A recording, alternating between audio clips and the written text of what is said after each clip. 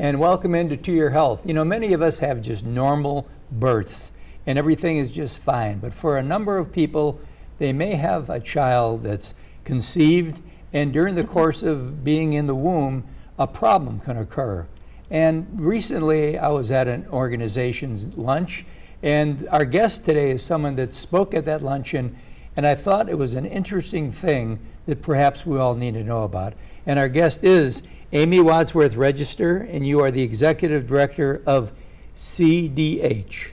I am the Executive Director of the Sensigreen CDH Foundation. Okay. And we are located in Auburn, Opelika, but we serve families all over Alabama. Okay, now, first of all, the CDH is an acronym for? Congenital Diaphragmatic Hernia. Okay. Which is where a hole or a incomplete development of the diaphragm, which is inside your body, right? And it separates the chest cavity from your digestive organs. When a hole or malformed diaphragm occurs, that allows your digestive organs to move in to the chest cavity. When that occurs, lung growth is severely restricted. Right. The heart can also be moved around, and it can cause it to develop incorrectly as well. And this happens in 1 in every 2,500 children that are conceived, right? Yes, 1 in 2,500 births, and that is a similar prevalence to cystic fibrosis and spina bifida. The difference is everybody that I talk to, and I do a lot of lunch talks, they've heard of spina bifida and cystic fibrosis.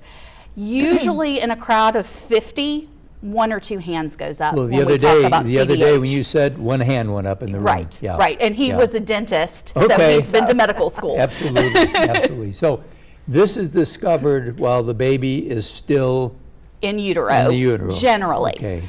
As ultrasound and sonogram have improved over the course of the last 40-ish years, in utero diagnosis has become available. Usually that takes place at the 20-week ultrasound anatomy scan when physicians are looking at brain development and internal development. When that occurs, these parents are often told that they have a 50% chance of bringing their baby home. Obviously, to any parent, that's terrible. So our organization helps parents in Alabama who receive this diagnosis find the best care for their specific situation. We also provide medical and travel grants to help families relocate wherever it may be to find the best care. As ultrasound and sonogram have gotten better, the diagnosis has gotten better, we probably went from about, I would say, 90 to 100% mortality 40 years ago when I was a kid.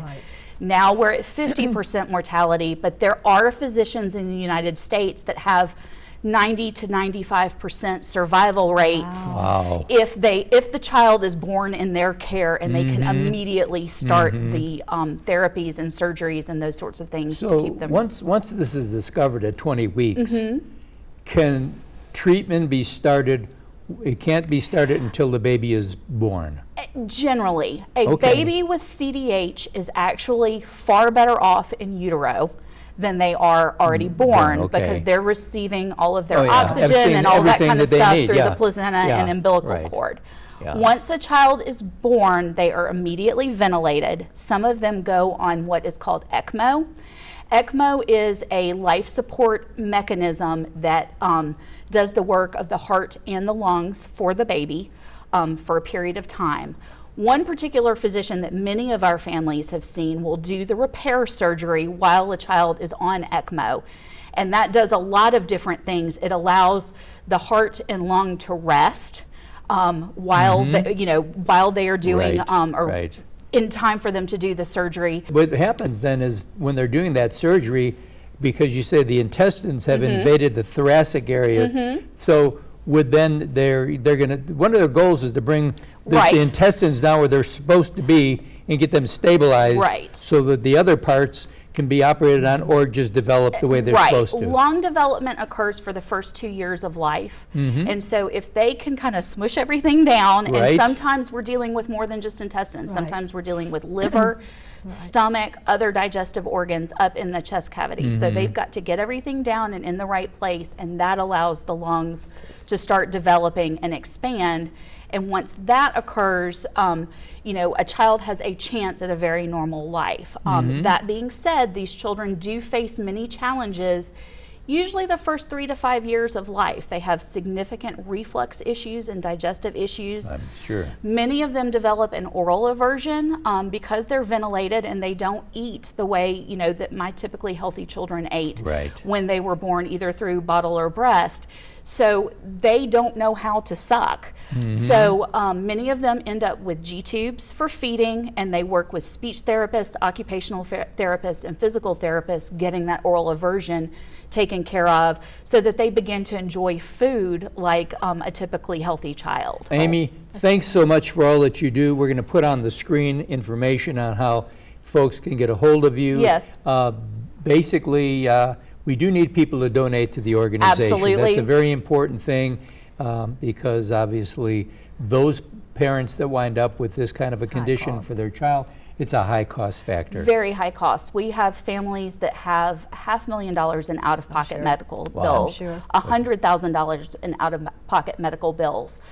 Most of the time, these children have to have one parent stay at home with them because they can't go to traditional daycare because of RSV, the common cold, and flu.